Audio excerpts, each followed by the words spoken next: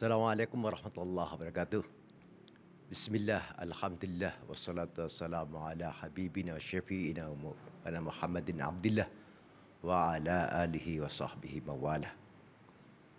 Para muslimin di seluruh tanah air yang saya cintai, saya atas nama Pengurus Besar Nahdlatul Ulama perlu menyampaikan beberapa hal yang menjadi arahan, panduan dan pedoman bagi masyarakat muslim di Indonesia khususnya dalam rangka menyambut Hari Raya Idul Adha yang jatuh pada tanggal 31 Juli 2020, hari Jumat besok. Seperti kita tahu bahwa Idul Adha adalah momentum di mana orang menunaikan ibadah haji dan puncaknya adalah wukuf di padang Arafah. Setiap orang tidak dilihat dari kedudukan sosial, dari jabatannya, pangkatnya, tidak. Semuanya mengenakan pakaian yang sama dan harus menanggalkan pakaian yang sehari-hari dikenakan. Setiap orang juga harus meletakkan seluruh jabatannya dan bersimpu, merenung untuk melakukan internalize diri agar bisa mengemban amanah Tuhan dengan baik. Nah, tentu saja ada dua hal yang juga bisa dilakukan oleh seluruh muslim di seluruh penjuru dunia, yaitu menjalankan ibadah sholat Idul Adha dan melakukan penyembelihan hewan kurban. Nahdlatul Ulama memandang pandemi COVID-19 ini adalah satu keadaan yang harus kita respon dengan baik. Keadaan ini tentu membawa dua dampak yang nyata. Yang pertama adalah dampak di bidang kesehatan. Kita tahu hanya tinggal 12 negara di seluruh penjuru dunia yang tidak terkena COVID-19. Yang kedua adalah dampak di bidang ekonomi, yaitu terjadinya keterpurukan ekonomi di banyak negara termasuk yang kita hadapi. Muslim wajib hukumnya untuk mematuhi protokol kesehatan sebagai bagian dari perintah agama untuk ikhtiar. Oleh karena itu, dalam rangka menjalankan sholat Idul Adha bagi daerah-daerah yang masuk kategori zona hijau, maka dipersilakan melaksanakan sholat Idul Adha sebagaimana lazimnya. Sekali lagi, bagi masyarakat muslim yang tinggal di tempat, di daerah, di kawasan atau di wilayah yang tergolong zona hijau, maka silakan menjalankan sholat Idul Adha sebagaimana mestinya. Bisa di masjid, bisa di tanah lapang, bisa di gedung-gedung, juga bisa di surau atau musola. Yang penting memenuhi syarat. Tetapi meskipun di zona hijau, bagi anak-anak dan orang yang sedang sakit atau orang yang sedang usia uzur, kategori usia rentan, maka dianjurkan untuk menjalankan sholat Idul Adha di rumah masing-masing. Begitu pula bagi masyarakat yang melaksanakan sholat Idul Adha berjamaah di zona hijau, maka pertama-tama wudhu dari rumah. Dan kita tahu salah satu di antara cara untuk mencegah penularan COVID adalah dengan cara cuci tangan dengan air mengalir dan menggunakan sabun. Wudhu, setelah itu kemudian wudhu. Berikutnya datang ke tempat sholat Idul Adha sudah mengenakan masker. Jangan ada yang tidak mengenakan masker, seorang pun. Tidak cukup itu, juga harus membawa alas salat sendiri. Bisa berupa sajadah, bisa berupa sarung yang dilipat atau jenis alas salat sendiri. Begitu pula ketika berjalan jangan berendeng, jangan bergerombol, tetap jaga jarak. Nah, selanjutnya begitu tiba di tempat sholat Idul Adha dilaksanakan, tetap jaga jarak. Tradisi bertemu dengan sanak saudara, handai taulan dan sesama umat Islam di tempat sholat Idul Adha yang sebelumnya bisa bersalaman, di masa pandemi COVID-19 ini cukup kita memberikan tanda hormat, tanda salam dengan meletakkan tangan misalnya di dada, mengunggukkan badan sedikit termasuk kepala dan memberikan senyum. Insya Allah atau mengatakan sesuatu yang hendak dikatakan. Sekali lagi, hindarkan jabat tangan, jaga jarak fisik. Nah, panitia di mana yang di daerah zona hijau sebelum menyelenggarakan sholat Id, termasuk juga panitia di zona yang lain juga harus koordinasi dengan pemerintah daerah atau pemerintah setempat. Allah berfirman, Bismillahirrahmanirrahim, Atiullaha wa atiur rasul wa ulil amri minkum. Taatlah kepada Allah, taatlah kepada Rasul dan kepada pemerintah. Kita tahu bahwa yang tahu pasti data tentang keadaan COVID di satu daerah, di satu tempat, di satu kawasan, di satu wilayah adalah pemerintah masing-masing. Dalam hal ini adalah badan atau satgas yang diberikan tugas untuk itu. Jangan lupa koordinasi. Pastikan bahwa pelaksanaan sholat Idul Adha di tempat yang mau diselenggarakan aman COVID.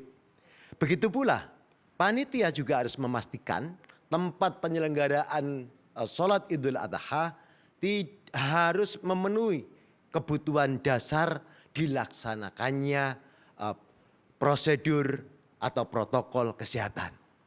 Tetap harus disediakan sabun sebagai alat cuci tangan atau hand sanitizer. Meskipun setelah itu kemudian wudhu yang belum wudhu. Selanjutnya tempat sholat ya harus sudah dikasih tanda bahwa ada jarak. Kemudian ada tanda silang. Tanda silang itu merupakan tanda jamaah sholat tidak boleh menempati tempat itu sebagai bentuk ikhtiar untuk menjaga jarak agar bisa memproteksi diri dari potensi penularan COVID. Nah, berikutnya lagi, panitia harus menyediakan termogan, alat untuk mengukur suhu tubuh. Dan begitu pula panitia juga harus menyediakan petugas yang cukup untuk melakukan itu. Tradisi yang selama ini di momentum Idul Adha untuk menggalang solidaritas sosial, menggalang filantropi dengan cara mengedarkan kotak amal yang biasanya ada itu, maka untuk di masa pandemi ini jangan ada kotak amal yang berjalan. Silakan tetap digelorakan, silakan tetap dilaksanakan, silakan tetap digalakkan, tapi sediakan di banyak tempat. Di banyak tempat, di banyak titik, di banyak penjuru. Supaya orang ketika menghampiri tempat amal itu, kotak amal itu tidak berkerumun. Dan tetap siapapun juga yang datang bermaksud untuk beramal, jaga jarak fisik antara dirinya dengan orang lain. Disiplin adalah bagian dari anjuran agama. Selebihnya bagi masyarakat yang sudah berada di tempat ibadah, mari kita simak dengan baik khutbah yang dilakukan oleh khotib. Begitu pula mari kita ikuti sholat idnya dengan khusyuk. Mohon maaf khusus untuk para khotib. Kita tahu di masa pandemi pertemuan banyak orang termasuk ibadah bersama dalam rangka melaksanakan sholat Idul Adha yang merupakan sunnah muakkad itu harus tetap kita lakukan dengan baik. Tapi khutbah mohon untuk tidak terlampau panjang. Khutbah tidak perlu berlama-lama. Yang penting rukun khutbah terpenuhi dan pesan Idul Adha di masa pandemi COVID-19 juga tetap tersampaikan dengan baik dan bisa diterima oleh jamaah dengan baik. Nggak ada gunanya khutbah berlama-lama tapi jamaahnya juga lelah mendengar misalnya. Tidak konsentrasi, tidak menyerap dengan baik apalagi di masa pandemi. Maka sangat dianjurkan untuk melaksanakan khutbah dengan singkat, padat, berisi tapi tanpa mengurangi kekhidmatan dan pesan yang hendak disampaikan. Untuk mereka-mereka masyarakat muslim yang tinggal di zona merah, maka sekali lagi panitia harus koordinasi secara ketat dengan pemerintah setempat. Kalau berdasarkan keputusan pemerintah setempat ternyata tidak diperkenankan melaksanakan sholat Idul Adha berjamaah. Sekali lagi, kalau berdasarkan otoritas tempat, panitia tidak diperkenankan untuk melaksanakan sholat Idul Adha berjamaah. Apakah di tanah lapang, apakah di masjid, apakah di gedung, apakah di surau, apakah di musala, maka mohon ditaati. Sekali lagi, Allah berfirman, ati'ullaha wa ati'ur rasul wa ulil amri minkum. Bentuk ketaatan kita kepada pemerintah yang punya otoritas, yang mengetahui secara pasti kondisi pandemi di satu wilayah, itu harus kita taati sebagai bagian dari ketaatan kita kepada Allah dan kepada Rasul, dan berikutnya kepada ulul amri. Senyampang otoritas pemerintah setempat, pemerintah daerah tidak melarang kita, tidak menyuruh kita, tidak melarang kita untuk melakukan kebaikan yang tidak beralasan, maka harus kita patuhi. Tapi kalau larangan itu beralasan, didasarkan fakta empirik, kondisi aktual di satu daerah, di satu tempat, di satu kawasan, tidak ada alasan bagi umat Islam, apalagi kepada takmir, panitia penyelenggara yang notabene pemuka agama, untuk tidak mematuhi. Mari kita patuhi, sekali lagi sebagai bagian dari ikhtiar kita kepada Allah. Karena ikhtiar itu adalah perintah agama, sebagai ikhtiar untuk mencegah penularan COVID. Terakhir, bagi teman-teman yang berkorban, termasuk panitia korban, panitia harus memastikan sedapat mungkin dan disarankan secara kuat agar melakukan penyembelihan hewan kurban di tempat pemotongan hewan. Manakala itu tidak dimungkinkan karena tidak ada di daerahnya, maka pastikan bahwa penyembelihan itu di tanah yang lapang.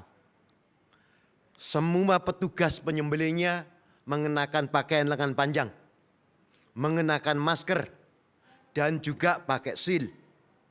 Begitu pula alat potongnya, satu orang memegang satu orang. Jangan tukar alat potong, jangan tukar alat-alat kesehatan yang lain.